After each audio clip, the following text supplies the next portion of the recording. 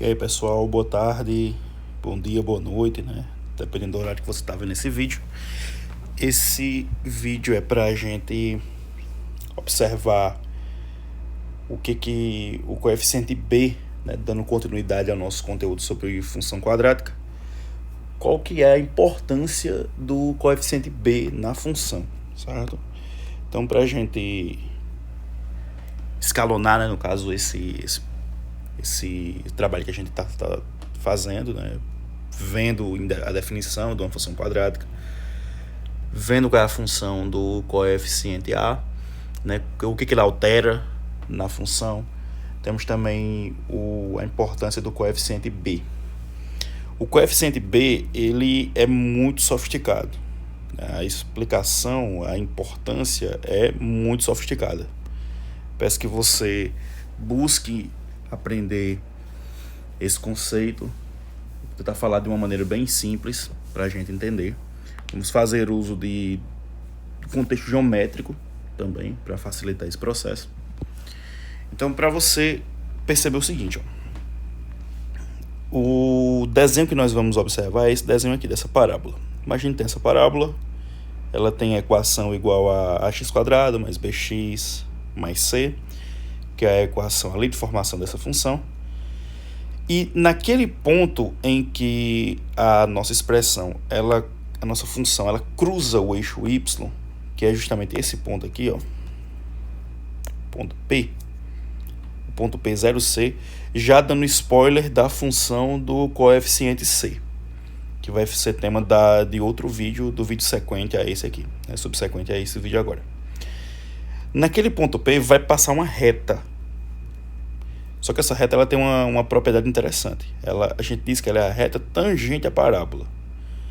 Uma reta tangente, esse conceito de tangenciar algo, nesse caso, ela vem simplesmente do fato de a reta só tocar em algum único ponto na parábola. Mas se você parar para pensar, se a gente faz o desenho de uma parábola, por exemplo, aqui, e você pensar, então a gente tem uma infinidade de retas que, nesse caso, são tangentes, ou seja, tocam apenas em um ponto da parábola. Por exemplo, se eu fizer essa reta aqui, ela toca apenas em um ponto, né? Fiz essa aqui também, ela toca apenas em um ponto. Essa daqui também toca num ponto. Então eu tenho infinitas retas que, paralelas ao eixo y, elas também poderiam ser chamadas de retas tangentes. Mas essa não é a ideia que a gente trabalha com reta tangente. A ideia é mais sofisticada do que isso, certo? A gente vai definir bem isso aqui, tá certo? Então, essas retas também tocam num ponto, são paralelas ao eixo y, mas elas não podem ser chamadas de retas tangentes. Então, a gente vai ver qual é o conceito de tangenciar, tá certo? Então, é o seguinte, você fazendo relembrando os postulados de Euclides, boa parte deles a gente estuda na escola sem nem saber quais são eles, enumerá-los e defini-los, enunciá-los, né? Mas, se não me falha a memória, o segundo postulado, uma das implicações é que quando você tem um plano, imagine aqui o nosso plano alfa, e ao passar uma reta, essa reta R aí, ela tem a propriedade de dividir o plano em dois semiplanos, no semiplano 1 e no semiplano 2. Então você percebe que duas regiões do plano vão ser divididas através dessa reta, certo? Então, vamos usar isso aqui para poder definir a reta tangente à parábola, que é, no caso, o tema do nosso vídeo.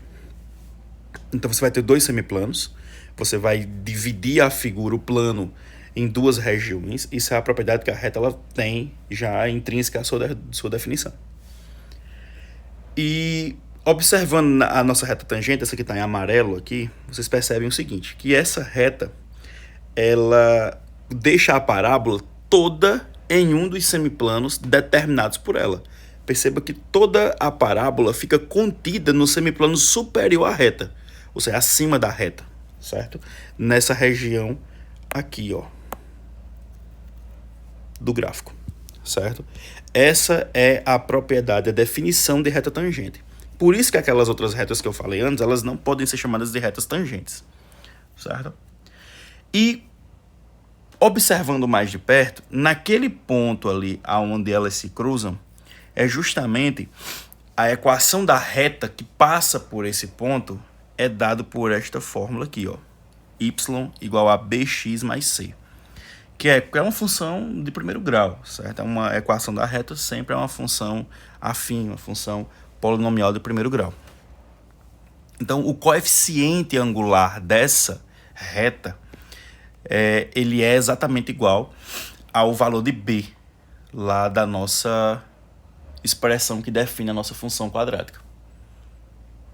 Você perceba também que, no caso, ax² mais bx mais c é maior ou igual que bx mais c, salvo no caso quando você tem o x igual, nesse caso, igual a zero, que elas vão ser dois pontos, vão ser, no caso, valores iguais. C vai ser igual a c da função.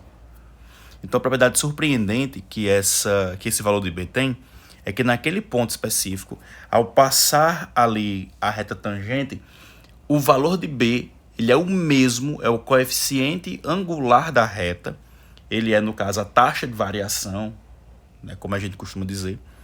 E uma coisa interessante, um pouquinho mais sofisticada, que eu posteriormente vou falar sobre isso, é que em um intervalo muito pequeno, ó, num intervalo muito pequeno da nossa expressão, da nossa função, pegasse um intervalo muito pequeno, que fosse daqui até aqui, a reta ela é uma aproximação muito boa para essa curva. Ou seja, eu posso aproximar curvas por meio de retas, dado o intervalo, dadas as proporções. Pega um intervalo pequenininho, você vai ver que a reta ela se ajusta perfeitamente à curvatura do gráfico. Comete-se um erro muito pequeno quando você faz isso, certo? Esse é o contexto de reta tangente, certo? Aí pra gente só recapitular aqui, ó. Então B vai ser o coeficiente angular da reta. B é o coeficiente angular da reta tangente a essa parábola nesse ponto P, como a gente viu ali, ó, logo acima. Então dá para você também perceber, um olhinho mais atento, você vai perceber que tanto a parábola quanto a reta, elas possuem no seu conjunto de pontos, que são infinitos, o ponto P. Ou seja, o P ele faz parte do conjunto de pontos das duas. É um ponto em comum, certo?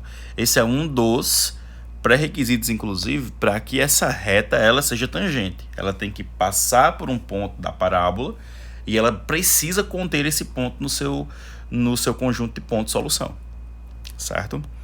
Então, esse valorzinho aqui, depois eu quero explorar um pouco mais com vocês a questão de reta tangente. O B ele tem justamente essa interpretação, né, analítica, geométrica. Perceba que a gente buscou alguns né, definições lá na geometria euclidiana para poder auxiliar nessa definição, tá certo? Boa parte das definições elas têm realmente essa junção de conceitos. Então, aqui foi o vídeo a respeito do coeficiente b da função quadrática. E a gente vai no próximo vídeo ver a função, qual o significado do coeficiente c para função polinomial do segundo grau, certo? Espero que vocês tenham entendido. Se tiverem dúvida, coloquem nos comentários.